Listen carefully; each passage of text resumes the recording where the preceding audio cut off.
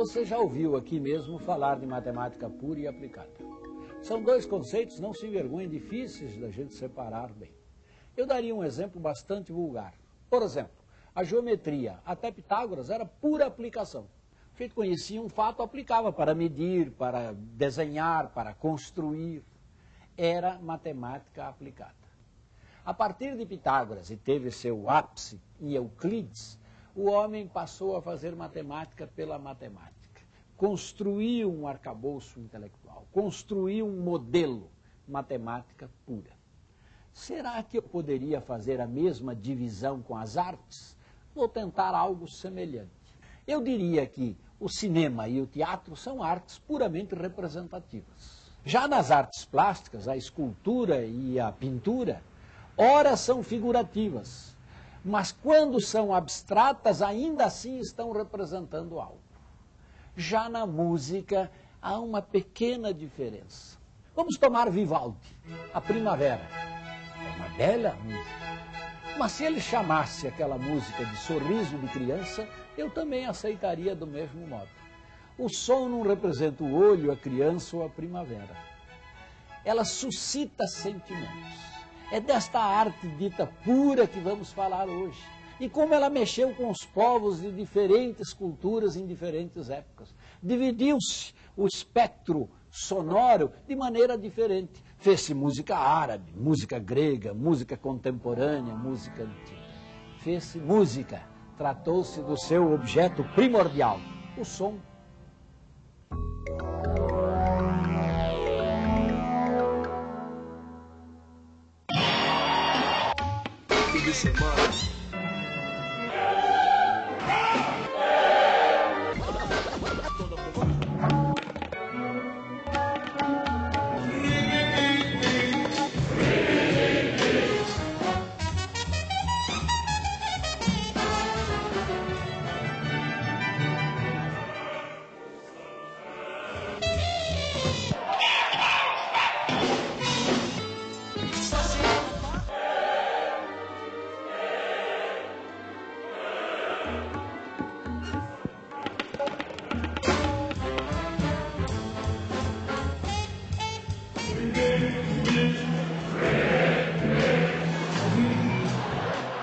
A música mexe com as pessoas, não resta dúvida. Pode despertar alegria, tristeza, comover, excitar. Mas muito antes da música existir, existe a sua matéria-prima.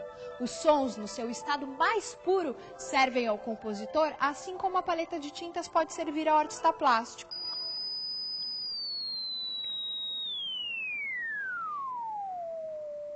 Com a invenção de modernos aparelhos analisadores de frequência, tornou-se possível comprovar matematicamente o que por intuição já se sabia desde os tempos remotos.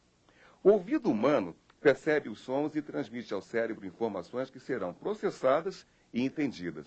O som captado pelo ouvido humano ganha sentido quando ele chega no cérebro.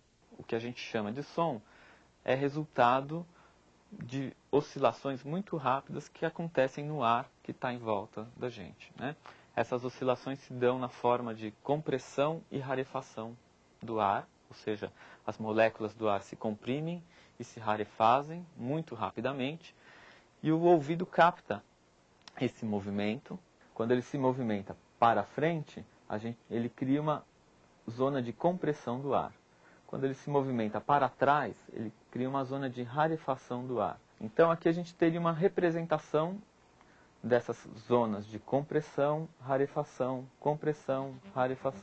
que a gente pode representar como uma onda que vai se propagando. Quando ela está positiva, ela representa a compressão. Quando ela está negativa, ela representa a rarefação do ar. As notas musicais, na verdade, são variações da frequência de oscilação. Por natureza, os sons podem ser curtos ou longos, graves ou agudos,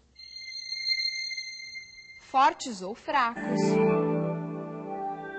e podem ser facilmente reconhecidos por sua fonte sonora. Um som traz dentro de si todas essas informações, simultaneamente.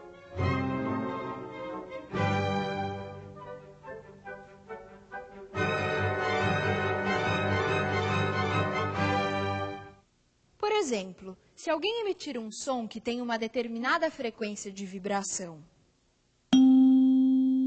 e uma outra pessoa emitir um que tenha o seu dobro, o ouvido humano interpreta essas frequências sonoras como equivalentes e passa a aceitá-las como sons musicais idênticos. Desde a antiguidade, nas mais variadas épocas, os povos se utilizaram desse conhecimento para organizar suas criações musicais.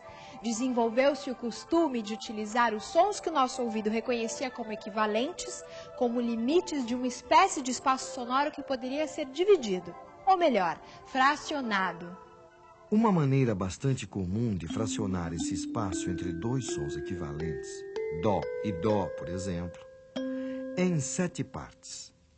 Por gerar 7 notas, criou-se a denominação oitava para este ciclo, já que o oitavo som passa a ser considerado o primeiro do espaço equivalente, dando a impressão de voltar ao início e, assim, virtualmente, até o infinito. Em lugares onde certas tradições milenares ainda são mantidas, podemos ir buscar mais informações sobre as variadas maneiras de organizar os sons com o propósito de fazer música. Aquela mesma oitava, dividida agora em 5 sons, ao invés de 7, pode ser ouvida na China, na Indonésia, na África ou nas Américas. Estes 5 sons dão o sabor característico das músicas orientais.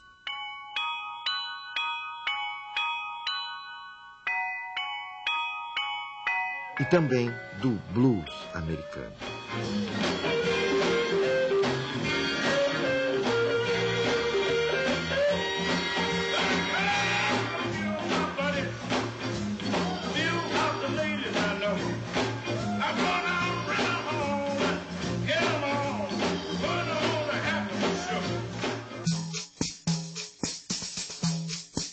Por sua vez, árabes incluem na sua tradição até 24 divisões desiguais no interior da oitava, criando combinações que levam a 133 maneiras de agrupar os sons.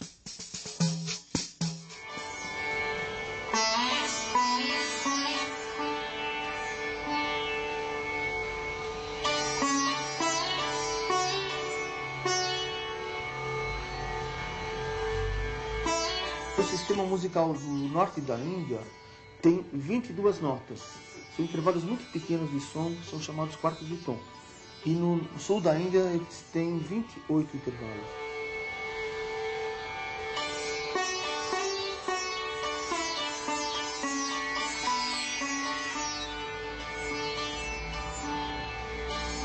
Uma vez tem um congresso de musicologia na Índia e estava o maior quebra-pau, o pessoal do norte falando que eram 22 divisões e o do sul falando que eram 28. E eles não se entendiam, até que entrou um ancião, que era um grande músico. Ele entrou, se fez silêncio na sala e perguntaram para ele: mestre, são 22 notas ou são 28 notas?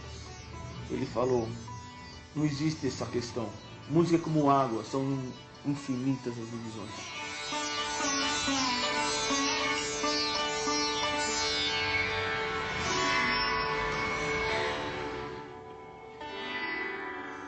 A música clássica indiana tem 10 escalas básicas que se subdividem em 64 e depois existe uma análise combinatória entre elas.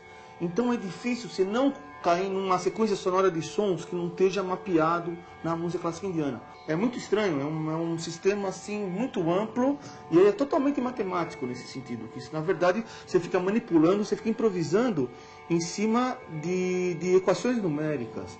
Você faz uma análise combinatória, é um jogo. Imagina, com essas 7 notas, você está com 7 notas, você fica brincando com elas.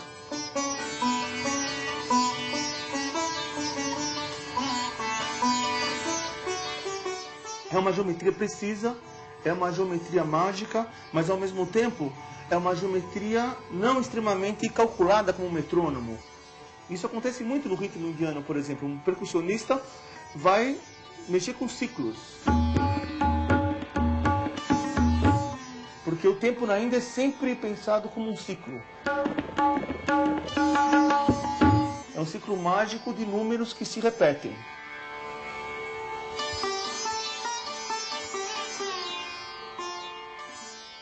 Ritmo, eu acho que é uma coisa inata no homem, né? Ele já nasce com um metrônomo dentro do peito, como dizia Villa-Lobos, que é o próprio coração, né? E a respiração.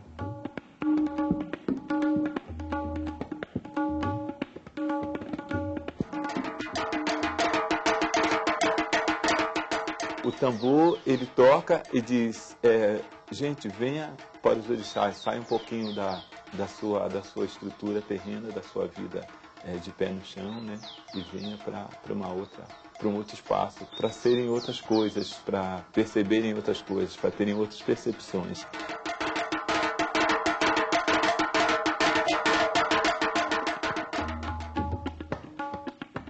Esse ritmo é a representação matemática cósmica, porque ele está presente na natureza, e está fortemente presente, obviamente presente, às vezes não tão obviamente assim, mas na música, evidentemente, e nos instrumentos de percussão em geral.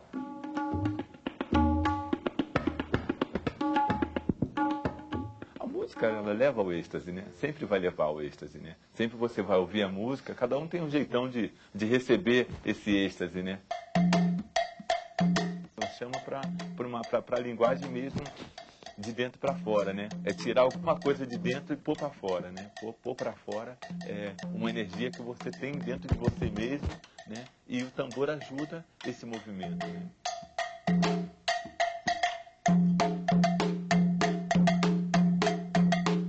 O ritmo, ele contém uma pulsação. Se ele contém uma pulsação, ele contém um metro, né? Esse metro é passível de ser subdividido.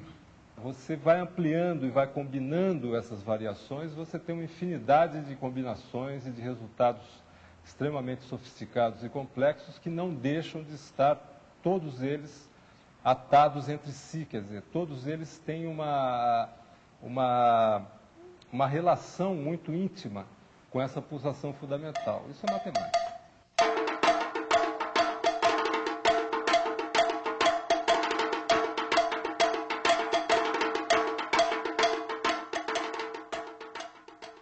Vamos continuar nossa viagem através dos tempos e descobrir que durante muitos séculos, e mesmo nos dias atuais, a música continua servindo como uma espécie de ponte entre o céu e a terra.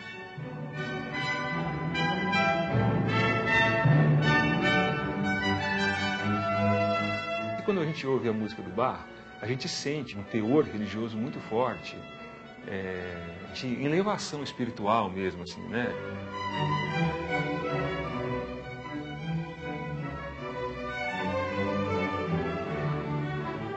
E, ao analisar a música dele, você também vê um amor tão grande à pesquisa musical, matemática, quase científica, entende? Que só se fosse uma busca pela perfeição, né? Atingir Deus por uma perfeição.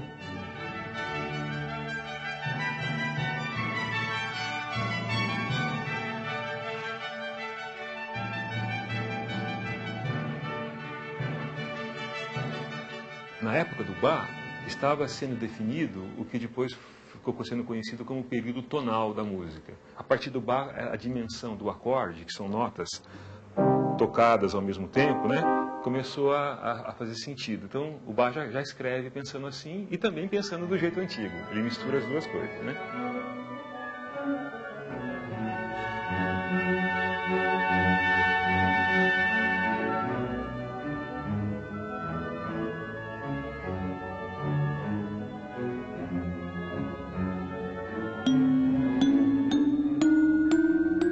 O temperamento consistia em dividir a oitava em 12 porções de tamanho idêntico.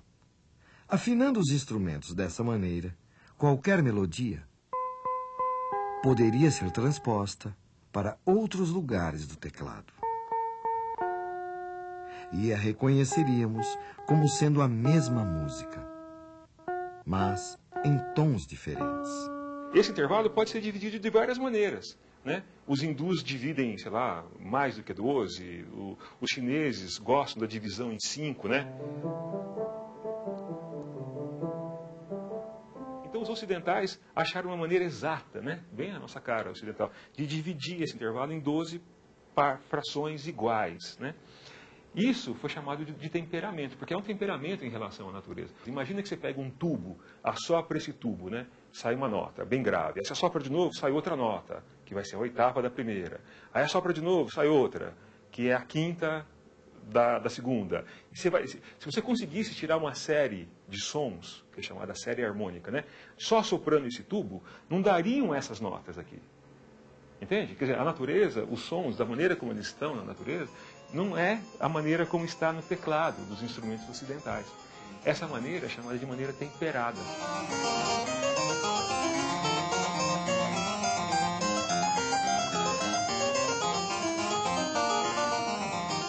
Então, essa música que foi consolidada, porque os caras vinham pesquisando há muitos anos, né? Nessa época, é depois a música que se torna regra.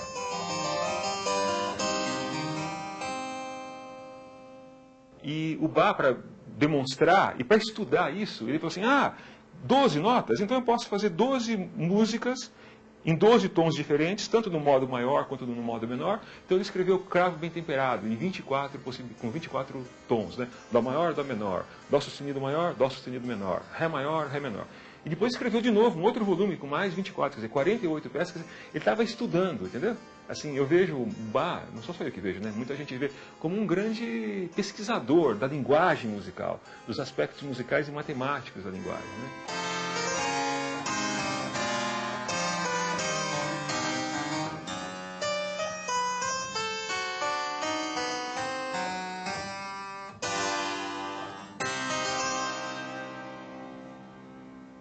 À medida que analisamos os acontecimentos musicais à luz da matemática, a exatidão numérica que orienta a escolha das notas e dos ritmos quando os músicos tocam ou compõem parece indicar que, de alguma maneira, eles sempre buscavam a perfeição. Vamos entender isso melhor?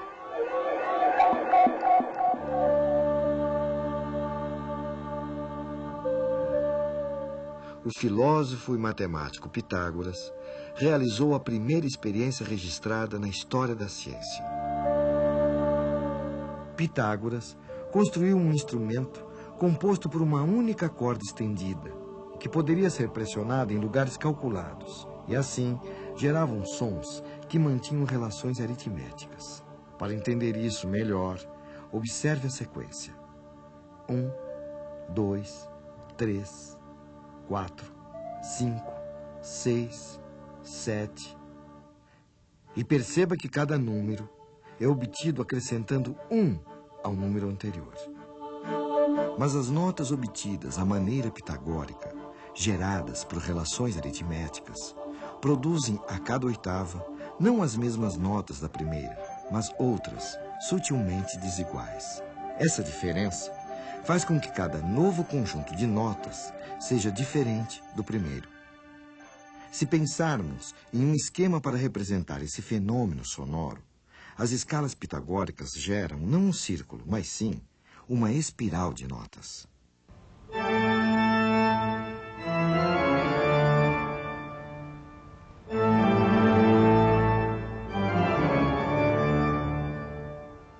A música produzida por Bach e outros músicos de sua época, por se utilizar dos acordes, que são notas tocadas simultaneamente, precisava de uma mesma afinação em todas as oitavas, para que não se tivesse a impressão de desafinação. Para isso, os músicos como Bach e, posteriormente, os inventores do piano, optaram por dividir a escala não de maneira aritmética, mas sim geométrica ou logarítmica. Na prática, a nova escala divide a pequena diferença existente entre, por exemplo, o dó de uma oitava e o dó da seguinte, entre todas as notas da escala. A escala temperada, dessa maneira, altera sutilmente todas as notas, criando sons não naturais. Gera, porém, uma escala circular, em que o fim de uma oitava coincide com o início da outra, e assim é mais adequada à música da época de Bach. Essa nova maneira de afinar os instrumentos e de organizar a escolha das notas só se tornou possível através de uma nova maneira de fazer cálculos. Os logaritmos foram criados por John Napier em 1614 e são um modo de fazer cálculos. Essa sequência de números 0, 1, 2, 3, 4, 5 e assim por diante é uma sequência aritmética, pois cada número é obtido acrescentando-se 1 ao anterior. Já uma sequência geométrica como 1, 2, 4, 8, 16, 32, 64 é obtida multiplicando-se por 2. Pois bem, os logaritmos nasceram quando buscamos encontrar uma relação entre essas duas sequências numéricas. Perceba que uma sequência geométrica pode ser escrita da seguinte maneira. 2 é 2 mesmo, ou 2 vezes 1, ou ainda 2 elevado a 1. 4 é 2 vezes 2, ou 2 elevado a 2. 8 é 2 vezes 2 vezes 2, ou 2 elevado a 3. Perceba que agora a sequência geométrica é formada por uma base, nesse caso o 2, e os expoentes formam uma sequência aritmética. Os logaritmos são uma maneira de associar essas duas sequências. Noutras palavras, as 12 notas da chamada escala temperada ou cromática correspondem aos logaritmos de base 2. 2 elevado a 0, 2 elevado a 1 sobre 12, 2 elevado a 2 sobre 12 e assim por diante. Ao adotar o temperamento, temos uma escala circular.